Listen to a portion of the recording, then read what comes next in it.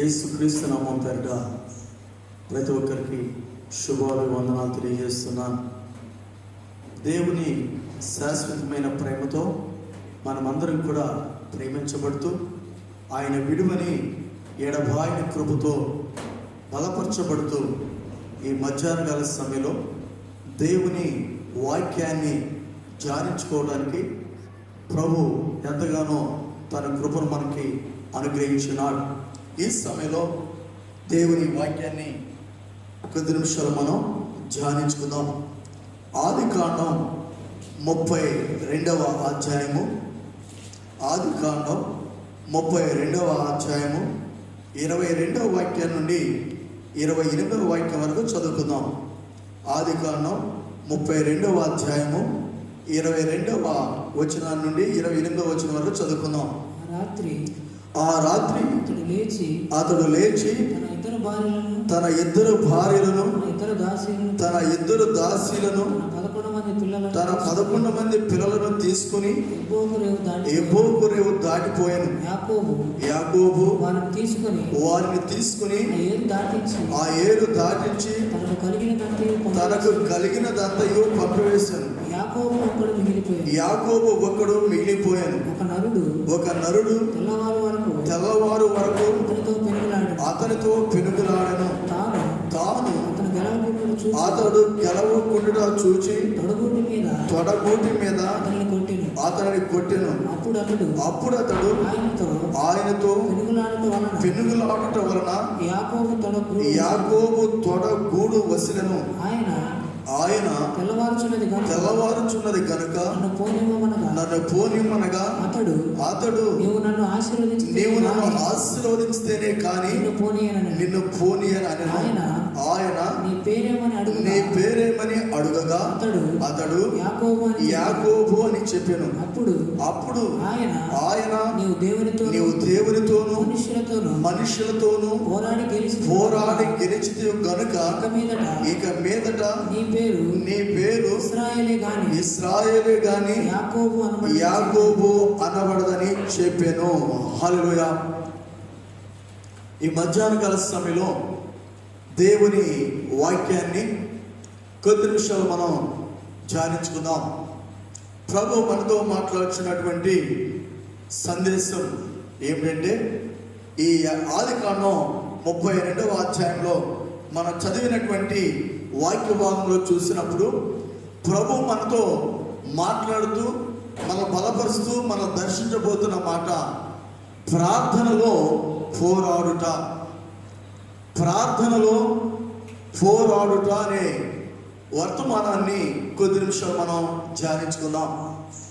ఈ లోకంలో దేవుని పోలిక చొప్పున దేవుని స్వారూప్యతలో సృష్టించబడిన మానవుడు ప్రతిరోజు పోరాడుతూనే ఉంటాడు.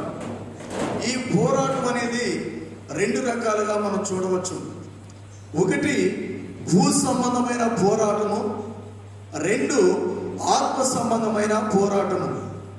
ఈ భూ సంబంధమైన పోరాటం అనగా ప్రకృతి వైపరీత్యాల వల్ల ప్రతికూలమైన పరిస్థితులు ఏర్పడినప్పుడు, మనం అనుకున్నది జరగనప్పుడు దానిని సాధించాలని, దానిని పొందుకోవాలని, తగిన ఫలసాయాన్ని అనుభవించాలని పోరాడుతూ ఉంటాం, ప్రయాసపడుతూ ఉంటాం, కష్టపడుతూ ఉంటాం, శ్రమ పడుతూ ఉంటాం, శ్రమిస్తూ ఉంటాం.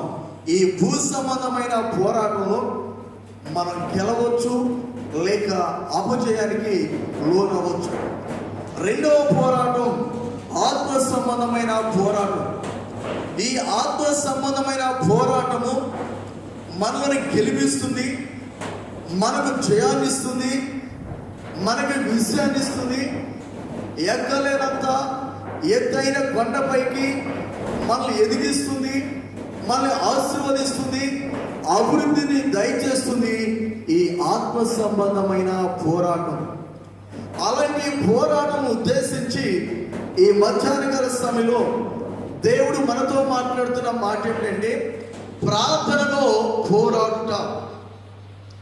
ప్రార్థన అనగా దేవునితో మాట్లాడుట. ప్రార్థన అనగా దేవునితో సంభాషించుట. ప్రార్థన అనగా దేవునితో ముచ్చరించిన. ఎందుకు ఈ విషయాలు నేను మీకు చెప్తున్నాను అంటే, మన గ్లోరీ ఆఫ్ క్రైస్ట్ మినిస్ట్రీలో మన సహవాసంలో ఉన్నటువంటి అన్ని సంఘాలు కూడా అన్యజనుల మధ్య, ప్రకృతి సంబంధమైన మనుషుల మధ్య నూతనంగా స్థాపించబడిన చర్చెస్ కాబట్టి దినదినము క్రమక్రమంగా ఆత్మీయంగా మనం ఎదుగుతూ ఉన్నాం, ఆత్మీయంగా మనం బలపడుతూ ఉన్నాం, ఆత్మీయంగా మనం ఆశీర్వదించబడుతూ ఉన్నాం. కాబట్టి ప్రార్థనలో మనం పోరాడాలనేటువంటి ఒక వాంఛ మనకు రావాలి. ఈ ప్రార్థన దేవునితో మాట్లాడుతుంది, ప్రార్థన దేవునితో ముచ్చటిస్తుంది, ప్రార్థనగా దేవునితో సంభాషిస్తూ ఉంటాం. ఈ రీతిగా మనం చేయటం చేత దేవునికి సమీపస్తులుగా మనం జీవిస్తాం. అందుకే కీర్తనకారుడైనటువంటి దావీదు మహారాజు రాస్తూ ఉంటాడు. 145వ కీర్తన 18వ వాక్యాన్ని చదువుకుందాం. బైబిల్ గ్రంథం నుండి 145వ కీర్తన 18వ వాక్యం. తనకు మొరపెట్టు వారికి అందరికీ, తనకు నిజముగా మొరపెట్టు వారికి అందరికీ యెహోవా సమీపంగా ఉన్నాడు. అంటే దేవునికి మనం ప్రార్థన చేస్తూ ఉంటాం. ప్రతిరోజు మనం ప్రార్థన చేస్తాం, అలవాటు ప్రకారంగా ప్రార్థన చేస్తూ ఉంటాం. ప్రార్థన చేయాలి కాబట్టి ప్రార్థన చేస్తూ ఉంటాం. ముఖస్థుతి కొరకు ప్రార్థన చేస్తూ ఉంటాం. తల్లిదండ్రులు ఒత్తిడి చేస్తున్నారు కాబట్టి బిడ్డలు ప్రార్థిస్తూ ఉంటారు, లేక పాస్టర్ గారు ఒత్తిడి చేస్తున్నాడు కాబట్టి విశ్వాసులు ప్రార్థన చేస్తూ ఉంటారు.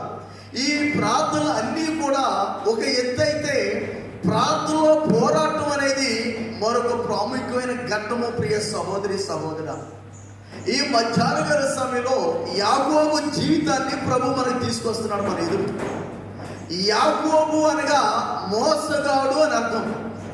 ఈ యాకోబు యొక్క జీవితాన్ని ఇశ్రాయేలుగా మార్చబడటానికి, యాకోబు జీవితంలో ఒక మలుపు తిరగటానికి, యాకోబు ఆశీర్వాదకరమైన వ్యక్తిగా మార్చబడటానికి, యాకోబు అనేక మందికి ఆశీర్వాదకరమైన తండ్రిగా మార్చబడటానికి ఒకే ఒక ఆయుధాన్ని ఉపయోగించాడు. అది ఏమిటంటే, ఆ రాత్రి అంతయు తండ్రి సన్నిధిలో పోరాడాడు, ఆ రాత్రి అంతయు పెనుగులాడాడు, ఆ రాత్రి అంతయు ప్రార్థన చేసినట్టుగా దేవుని వాక్యంలో మనం చదివినాం. గమనించినప్పుడు అక్కడ ఉన్నటువంటి 11 మంది కుమారులను పంపించాడు. ఆ తర్వాత 2 భార్యలను, 2 దాసీలను, పనివారిని అందరినీ కూడా ఎబ్బేకురేవు దాటించి యాకోబు ఒక్కడే మిగిలిపోయి ఆ రాత్రి అంతా కూడా దేవుని సన్నిధిలో మాట్లాడటం ప్రారంభించాడు. దేవుని సన్నిధిలో ప్రార్థన చేయడం ప్రారంభించాడు. దేవుని సన్నిధిలో ప్రార్థనతో పోరాటం, ఫైట్ చేయడం ప్రారంభించాడు. నీవు నన్ను ఆశీర్వదిస్తేనే కానీ నేను విడిచిపెట్టను, నీవు నన్ను దీవిస్తేనే కానీ నేను నిన్ను వదిలిపెట్టను, నీవు నన్ను ఆశీర్వదించు ప్రభువా, నన్ను దీవించు ప్రభు అని పోరాడినటువంటి యోధుడిగా, ప్రార్థనా యోధుడిగా యాకోబు జీవితం కనిపిస్తుంది. దీనిని మనం సంపూర్ణ రాత్రి ప్రార్థనగా కూడా పిలవచ్చు. ప్రియ సహోదరి సహోదర, ఆల్ నైట్ ప్రేయర్ లేక ఓల్ నైట్ ప్రేయర్, సంపూర్ణ రాత్రి ప్రార్థన. ఈ విధంగా యాకోబు ఒక రాత్రి దేవుని సన్నిధిలో పోరాడాడు. ఆ ప్రార్థన యోధుడిగా ఆ ప్రార్థనలో పోరాడాడు కాబట్టి, ప్రార్థనతో పోరాడుట చేత పోరాడే వాంఛ, పోరాడే ప్రతిమ, పోరాడే తృష్ణ, దప్పిక యాకోబుకు ఉన్నది కాబట్టి, నీవు నన్ను ఆశీర్వదించాలి, నీవు నన్ను ఆశీర్వదిస్తేనే కానీ, నన్ను దీవిస్తేనే కానీ ప్రభువా నేను నిన్ను విడిచిపెట్టననేటువంటి ఒక దృఢమైన విశ్వాసంతో, దృఢమైన నమ్మకంతో తండ్రి సన్నిధిలో ప్రార్థనలో పోరాడినటువంటి ప్రార్థన యోధుడిగా కనిపిస్తూ ఉన్నారు. ఈ మధ్యాహ్నకాల సమయంలో నీతో నాతో మనందరితో మాట్లాడుతున్నాను. ఇప్పటి వరకు మనం ఏ ప్రార్థనలు చేసినా ఈ మధ్యాహ్నకాల సమయంలో మన ప్రార్థన జీవితం ఏ రీతిగా ఉండాలంటే, ప్రార్థనలో పోరాడే జీవితం వలె ఉండాలి. ఎప్పుడు ఈ పోరాడాలనే తత్వం మనకు వస్తుంది, ఎప్పుడు పోరాడాలనే మనస్సు మనకు వస్తుందని దేవుని వాక్యాన్ని జ్ఞాపకం చేస్తున్నప్పుడు, దేవుడు మన జీవితంలో ఒక కార్యము జరిగిస్తాడని మనం నమ్మాలి. ఆ రీతిగా నమ్మిన వ్యక్తి దావీదు మహారాజు. 57వ కీర్తన 2వ వాక్యాన్ని చదువుకుందాం. పరిశుద్ధ గ్రంథం నుండి 57వ కీర్తన 2వ వాక్యం. బైబిల్ ఉన్నటువంటి వారు తీసి చదువుదాం. మహోన్నతుడైన దేవునికి, మహోన్నతుడైన దేవునికి, నా కార్యం సఫలం చేయు దేవునికి, నా కార్యము సఫలము చేయు దేవునికి నేను మొరపెట్టుచున్నాను. హల్లెలూయా. మహోన్నతుడైన దేవుడైన, కార్యాన్ని సఫలం చేసే దేవుడు, ఒక కార్యాన్ని జరిగించే దేవుడు, ఆయన మహిమ కలిగిన దేవుడు కాబట్టి నేను ఆ దేవునికి ప్రార్థన చేస్తే ఆ దేవుడు నా వ్యక్తిగతమైన జీవితంలో, నా కుటుంబ జీవితంలో కార్యాన్ని జరిగిస్తాడని నమ్మాలి.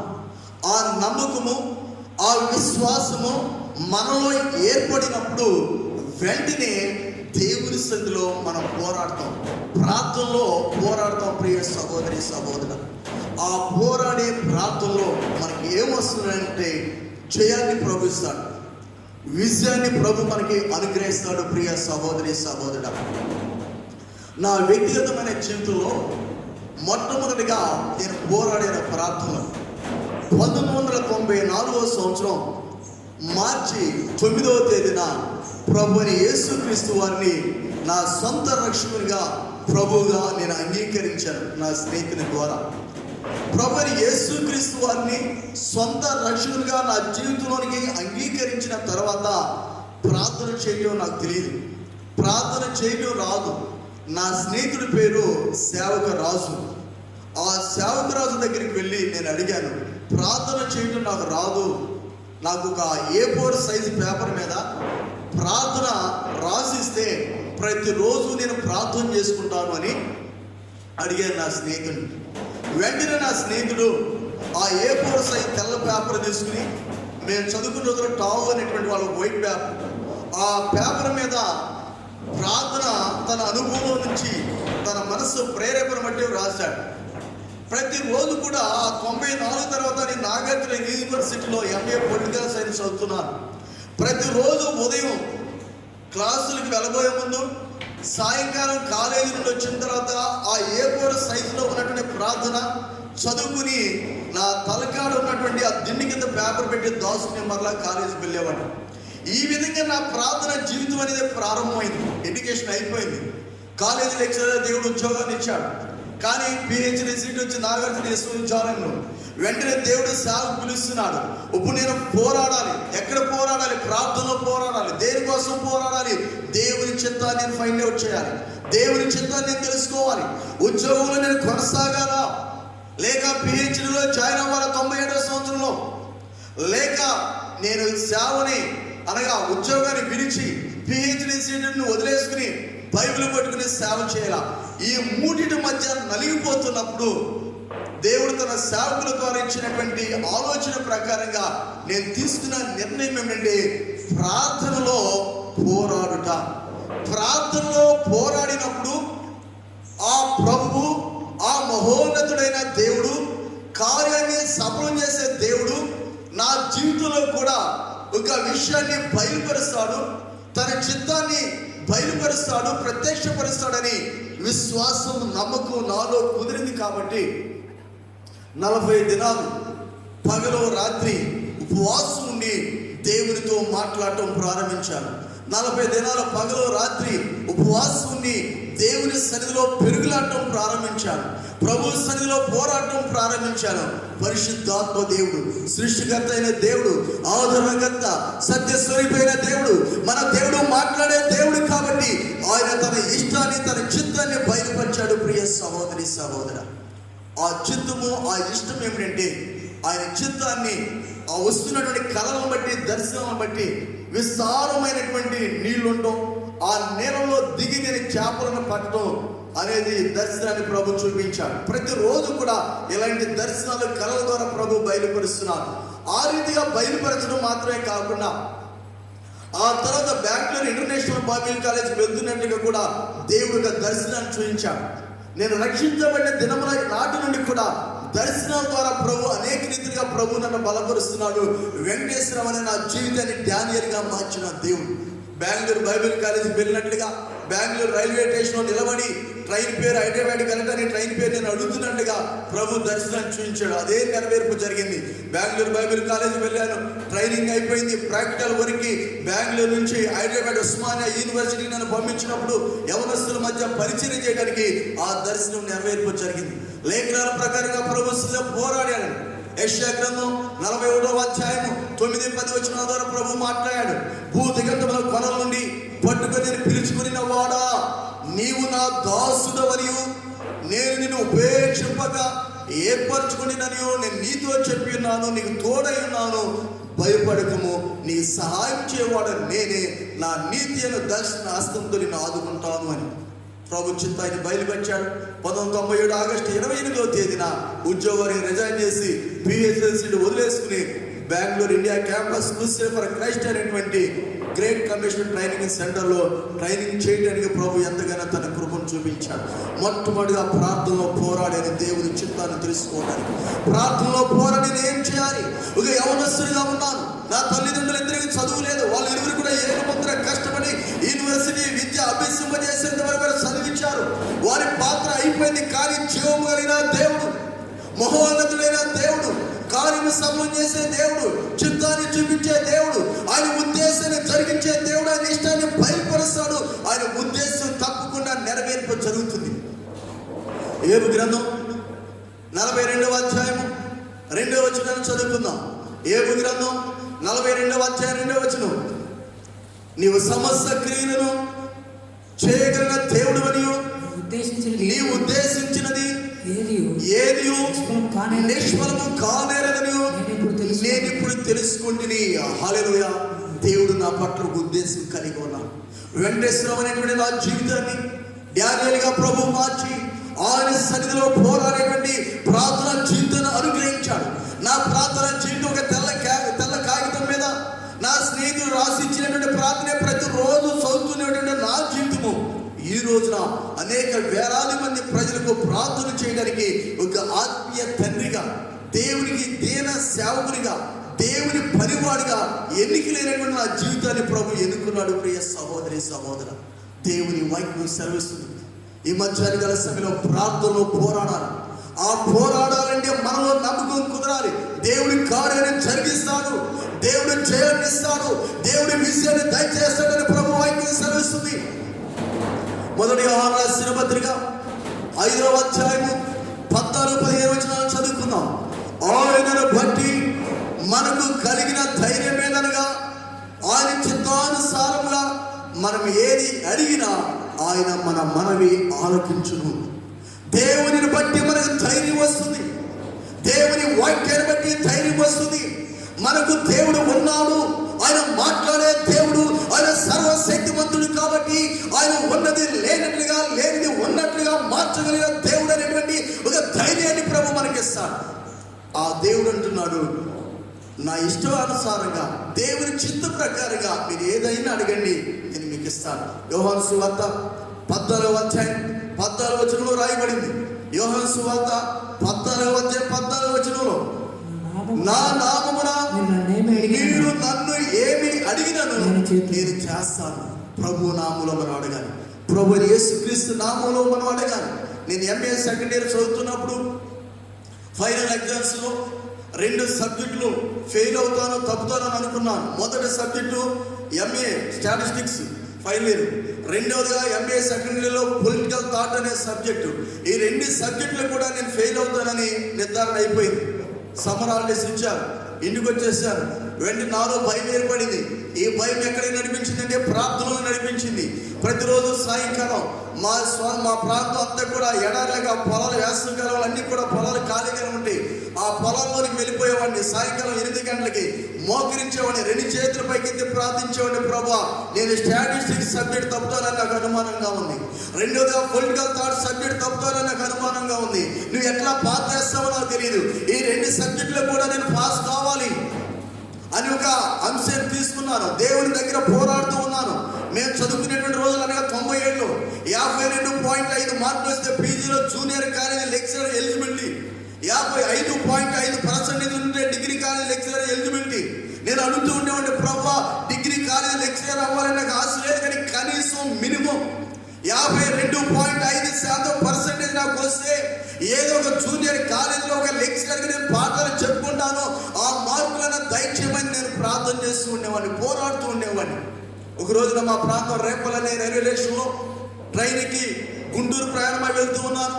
మార్గ మధ్యంలో తెనాలి రైల్వే స్టేషన్ వస్తుంది. ఆ రైల్వే స్టేషన్లో Repalle Secunderabad delta fast passenger 15 నిమిషాలు ఆగింది. అక్కడ స్టేషన్లో నేను కూడా దిగాను టీ తాగడానికి. టీ తాగుతున్నటువంటి సందర్భంలో 2వ నెంబర్ ప్లాట్ఫామ్ మీద నా వెనుక వైపు నుండి ఎవరో వచ్చి నా కుడి భుజాన్ని తట్టారు. ఎవరు నా భుజం మీద చేవేశారని వెనుదిరిగి చూశాను. వెంటనే మా ప్రొఫెసర్ గారు ఉదయ్ భాస్కర్ గారు వెంటనే వెంకటేశ్వరరావు బాగున్నావని నన్ను అడిగాను. బాగున్నాను సార్ అని చెప్పాను. రిజల్ట్స్ వచ్చి నువ్వు చూసుకున్నావా అన్నాడు. చూసుకోలేదు సార్ అన్నాను. నువ్వు పాస్ అయ్యే అత్యధికమైన పర్సెంటేజ్ వచ్చింది అన్నాడు. ఎంత సార్ అన్నాను. 58.5 మార్కులతో నువ్వు ఎంఏ పాస్ అయ్యి దేవుని మహిమ కలుగును గాక. హల్లెలూయా హల్లెలూయా. అడిగిన దానికంటే ఊహించిన దానికంటే అత్యధిక అనుగ్రహించగలిగిన దేవుడు మన దేవుడు. నేను అడిగిన కనీసం 52.5 మార్కులు కావాలని ఊహించిన డిగ్రీ కాలేజీ కానీ ఎలిజిబిలిటీ అవుతున్న 55.5, కానీ దేవుడు 58.5% ఎంఏ కంప్లీట్ చేసుకోవడానికి అడిగిన దానికంటే ఊహించిన దానికంటే అత్యధికమైన రిజల్ట్ ఇవ్వగలిగిన మన దేవుడు. సహోదరి సహోదరుడా, ఈ వాక్యాన్ని వింటున్నటువంటి చిన్న బిడ్డలు కానీ యవన బిడ్డలు కానీ మీరు ఏ సబ్జెక్టులో ఫెయిల్ అవుతావు నువ్వు అనుకుంటున్నా, ఏ మార్కులో నువ్వు క్వాలిఫై కాలేవని నువ్వు అనుకుంటున్నా, ఏమి నువ్వు చదువుతున్నా ప్రభు అంటున్నాడు, దేవుని యందు నువ్వు నమ్మకం ఉంచి, దేవుని యందు విశ్వాసం ఉంచి, దేవుని బట్టి మనకు కలిగిన ధైర్యం ఏదనగా దేవుని సన్నిధిలో పోరాడినప్పుడు, దేవుని సన్నిధిలో ప్రార్థన చేసినప్పుడు ఆయన అడిగిన దానికంటే ఊహించిన దానికంటే అత్యధికమైన రిజల్ట్ ఇవ్వగలిగిన దేవుడు. అదే మనం యాకోబు జీవితంలో చూసాం. యాకోబు మోసగాడిగా ఉన్నాడు, కానీ ఎప్పుడైతే ఆ రాత్రి 11 మంది కుమారులను పంపివేసి, 2 భార్యలను పంపివేసి, 2 దాసీలను పంపివేసి, 10 వారందరినీ పంపివేసి ఒంటరిగా మిగిలిపోయి ఒక్కడిగా ఏకాంతంగా ఒంటరిగా ప్రభు సన్నిధిలో ఆ రాత్రి ప్రార్థించాడు. ప్రభువా నీవు నన్ను ఆశీర్వదిస్తేనే కానీ నేను నిన్ను పోనీయను, ప్రభువా నువ్వు నన్ను దీవిస్తేనే కానీ నిన్ను వెళ్ళనని ఒక పోరాడే వాంఛ, పోరాడే తృష్ణ, పోరాడే తప్పిగా భావం మనకు కావాలి. సహోదరి సహోదరా, ముఖస్తుతి ప్రార్థన మనకు వద్దు, అలవాటు ప్రకారం చేసే ప్రార్థన వద్దు, భోజనం దగ్గర చేసే ప్రార్థన వద్దు, నిద్రపోయేటప్పుడు చేసే ప్రార్థన మనకు వద్దు, ఉదయకాలమున లేచి చేసే ప్రార్థన మనకు వద్దు. పోరాడే వాంఛ నీలో రావాలని ఈ మధ్యాహ్నకాల సమయంలో ప్రభు నీతో మాట్లాడుతున్నాను. ఈ సమయంలో ఇప్పుడే తక్షణమే ప్రార్థన ఆత్మతో ప్రభుని నింపుతూ ఉన్నాడు. ప్రార్థన ఆత్మ ప్రభుని మీదకి బలంగా పంపిస్తూ ఉన్నాడు. ప్రార్థన శక్తితో ప్రభుని ధైర్యపరుస్తున్నాడు. ఆయన కార్యాన్ని జరిగించడానికి నీ జీవితాన్ని ఆశీర్వదించడానికి, ఎండిపోయిన నీ జీవితాన్ని సిగురింపచేయడానికి, మోడి పారిపోయిన నీ జీవితాన్ని సిగురింపచేయడానికి, పనికి రాని మన బ్రతుకులను పనికి వచ్చే బ్రతుకులుగా మార్చడానికి, యాకోబుని ఇశ్రాయేలుగా మార్చిన దేవుడు, వెంకటేశ్వరమని నన్ను డానియేలుగా మార్చిన దేవుడు నిన్ను నన్ను ఈ మధ్యాహ్నకాల సమయంలో మార్చబోతున్నాడు. ఆశీర్వాదాలతో నింపబోతున్నాడు, దీవెనలతో నింపబోతున్నాడు. అందరూ కూడా మోకరించి మన ప్రార్థనలో గడుపుదాం. అందరూ కూడా మోకరించి అటు ఇటు ఎవరు కూడా తిరగవద్దు. అందరూ కూడా మోకాల వద్ద వేస్తాను. 2 చేతుల పైకి ఎత్తుదాం. ప్రభువైన యేసుక్రీస్తు వారి వైపు చూద్దాం. కలుగొంద కన్నా కలవరి స్థితిలో వేలాడుతున్నటువంటి ప్రభువైన యేసు వైపు చూద్దాం. సహోదరి సహోదర, ప్రభు వైపు చూద్దాం. ప్రభు మనతో మాట్లాడుతున్నాడు. ఏ విధమైన ప్రార్థన చేస్తున్నాం ప్రియ సహోదరి సహోదర? ప్రతిరోజు నువ్వు దేవునితో మాట్లాడుతున్నావా? ప్రతిరోజు దేవునితో ముచ్చటిస్తున్నావా? ప్రతిరోజు నువ్వు దేవునితో సంభాషిస్తున్నావా? దేవుని సమీపంగా జీవిస్తున్నావా? ప్రార్థనలో పోరాడేప్పుడు వాక్యం నీకున్నదా? ప్రార్థన చేసుకోవాలనే భారం నీలో ఉన్నదా? నీ కుటుంబంలో ప్రార్థన తోపాన్ని వేస్తున్నారా? సహోదరి సహోదర, యాకోబు ప్రార్థించాడు. భయపడినటువంటి యాకోబు తన అన్నను బట్టి భయపడ్డాడు, తన మామను బట్టి భయపడ్డాడు, తన బావమంతులను బట్టి భయపడ్డాడు. యాకోబు తన భార్యను బట్టి భయపడ్డాడు. అలాంటి యాకోబు ఈ సమయంలో పోరాడుతున్నాడు ప్రార్థనలో. నీవు కూడా భయపడద్దు. కరోనా అనే మహమ్మారిని బట్టి, దేశంలో ఉన్న పరిస్థితులను బట్టి, ప్రతికూలమైన స్థితిగతులను బట్టి, మన చుట్టుపక్కల వాతావరణాన్ని బట్టి భయపడవచ్చు ప్రభు అంటున్నాడు. ఆయన బట్టి మనకు కలిగిన ధైర్యం, దేవుని బట్టి నీకు ధైర్యం వస్తుంది. దేవుని బట్టి మనకు ధైర్యం వస్తుంది. దేవుని సన్నిధిలో మనం అడిగితే ప్రభు దయచేస్తాడు. అందరూ మోకరించి ప్రార్థించదు. హల్లెలూయా. ప్రభువా మీకు వందనాలు స్తోత్రాలు తండ్రి. పరిశుద్ధాత్మదేవా మీకు వందనాలు. మధ్యాహ్న కాల సమయంలో ప్రార్థనాత్మతో నీ బిడ్డలు నింపండి ప్రభా. ప్రార్థన శక్తితో నింపండి ప్రభా. ఉచ్చరమ శక్తి మీద మూలుతో నింపండి ప్రభా. అధికమైన ప్రార్థన తీరామని ప్రభా. శాలోని కమన శాలోని కర నీ కరమన శాలోని కరమైన అభిషేకం ప్రభా. నీ పరిశుద్ధాత్మ నింపండి ప్రభా. నీ ప్రార్థన శక్తిని దయచేయండి ప్రభా. అంకలాచాలి ప్రభా. రోధించే ప్రార్థనాత్మ, ఉచ్చరమ శక్తిని మూలుత చేసే ప్రార్థనాత్మ దయచేయండి. యాకోబుని ఇశ్రాయేలుగా మార్చిన దేవుడు అయ్యా. నీ బిడ్డల్ని కూడా, నీ బిడ్డల జీవితాలు అనేక మందికి ఆశీర్వాదకరమైన వ్యక్తులను మీరు మార్చండి. ప్రార్థన చేసుకున్నాం. మహోన్నతుడైన దేవ మీకు వందనాలు స్తోత్రాలు. మీ అపారమైనటువంటి ప్రేమ చేయండి. మీ ఉచితమైనటువంటి కృప చేతులు ప్రభా. ప్రార్థనలో పోరాడుకునే మాట ద్వారా ఈ మధ్యాహ్న సమయంలో నాతో మాట్లాడారు, మా అందరితో మాట్లాడారు, మమ్మల్ని బలపరిచారు. మీకు వందనయ్యా. ఇప్పటి వరకు మేము ఏ ప్రార్థన చేసినా ఈ మధ్యాహ్న సమయంలో నీ సన్నిధిలో మోకరించి పోరాడే ధైర్యాన్ని మాకు కలిగించండి. పోరాడే వాక్యం పుట్టించండి. నీ సన్నిధిలో మేము అడుగుతున్న అంశానికి జవాబు పొందుకునే వారికి కూడా, ప్రార్థనకు ప్రతిఫలం పొందుకునే వారికి కూడా పోరాడే తత్వాన్ని మాకు దయచేయమని ప్రార్థిస్తున్నాను ప్రభా. ఈ వాక్యాన్ని వింటున్నటువంటి నీ ప్రియబిడ్డలు ప్రతి ఒక్కరిని పేరు పేరు అసలు దీవించి ఆశీర్వదించి నిన్నైన మెన్నైన దీనితో మీరు ప్రోమరించమని ప్రార్థిస్తున్నాం. మన ప్రభువును మన రక్షకుడైన యేసు క్రీస్తు నామం పేరిట మిక్కిలి వినయం గాడికి పెట్టుకొని తండ్రి. ఆమేన్. మన తండ్రి దేవుని ప్రేమ, కుమారుడైన యేసు క్రీస్తు వారి యొక్క కృపయు, పరిశుద్ధాత్మ దేవుని కన్నుని సహవాసం ఇప్పుడు ఎల్లప్పుడూ ఆయన రాగడ పర్యంతమని కూడి వచ్చిన మనందరికీ సదాకాలం తోడై నడిపించిన గాక. ఆమేన్. ఆమేన్. ఆమేన్.